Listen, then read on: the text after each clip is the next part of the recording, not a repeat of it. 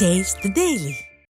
ராமநாதபுரம் மாவட்டம் சாயல்குடி அருகே கோயிலின் சிலைகள் சேதப்படுத்தப்பட்ட சம்பவத்தில் நடவடிக்கை எடுக்க கோரி மாவட்ட ஆட்சியரிடம் கிராம மக்கள் மனு அளித்தனர்.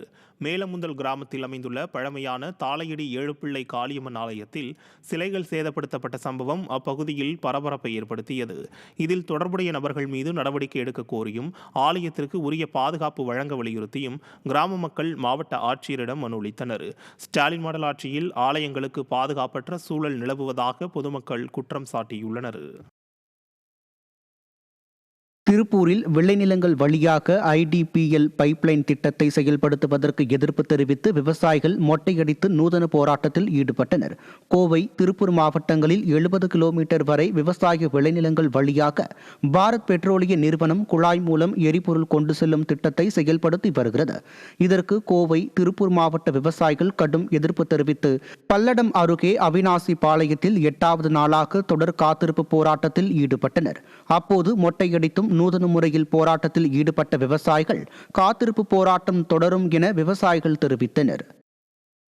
ராமநாதபுரம் மாவட்டம் முதுகுளத்தூர் அருகே வாலிநோக்கம் கிராமத்தைச் சேர்ந்த மக்கள் இலவச வீட்டுமனை பட்டா மற்றும் அடிப்படை வசதிகள் கோரி மாவட்ட ஆட்சியரிடம் மனு அளித்தனர். திமுக அமைச்சர் ராஜ கண்ணப்பனின் முதுகுளத்தூர் சட்டமன்ற தொகுதிக்கு உட்பட்ட வாலிநோக்கம் கிராமத்தின் சாத்தார் கோவில் பகுதியில் குடிநீர், சாலை, மின்சாரம் உள்ளிட்ட அடிப்படை வசதிகள் இல்லை என கூறப்படுகிறது.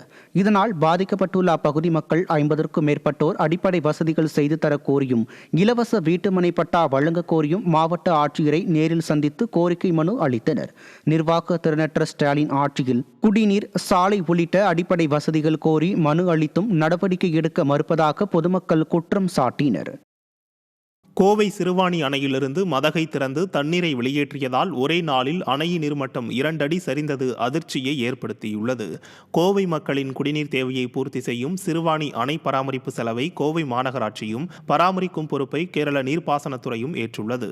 சிறுவாணி அணையின் நீர்மட்டம் 43.13 அடியாக இருந்த நிலையில் கேரள அரசு திடீரென மதகை திறந்து தண்ணீரை வெளியேற்றியதால் ஒரே நாளில் நீர்மட்டம் 2 அடி குறைந்து 41.33 அடியாக உள்ளது. இதனால் கோவை மக்கள் கடும் அதிர்ச்சியில் ஆழ்ந்துள்ள நிலையில் விடிய அரசு இது குறித்து உரிய நடவடிக்கை எடுக்க கோரிக்கை விடுத்துள்ளனர்.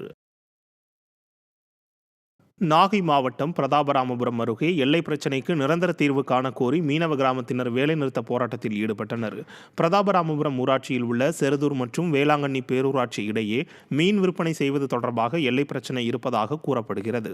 இந்நிலையில் வேளாங்கண்ணியில் நில அளவீடு நடைபெற்றதற்கு எதிர்ப்பு தெரிவித்து செருதூர் கிராமத்தினர் வேலைநிறுத்தத்தில் ஈடுபட்டனர். தொடர்ந்து உண்ணாவிரத போராட்டத்திலும் ஈடுபட முயன்ற நிலையில் இரு கிராமத்தினரையும் இணைத்து எல்லை பிரச்சினை தீர்க்கப்படும் என தெரிவித்ததை அடுத்து போராட்டம் கைவிடப்பட்டது. இதனிடையே மீனவர் பிரச்சனையை கூட தீர்க்க முடியாத கையாலாகாத அரசாக ஸ்டாலின் மாடல் ஆட்சி உள்ளதாக பொதுமக்கள் தெரிவித்தனர்.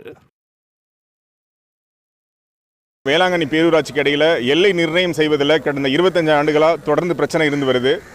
இது குறித்து நாங்கள் ஒவ்வொரு முறை முறையிடும் பொழுதும் வேளாங்கண்ணிக்கு ஆதரவாகவும் அரசியல் ஆதரவாகவும் அங்கே இருக்க பேராலயத்துக்கு ஆதரவாகவுமே இந்த முடிவுகள் இருக்குது. அது எங்களுக்கு எப்பயுமே ஏற்றுக்கொள்ளபடியாக இல்லை.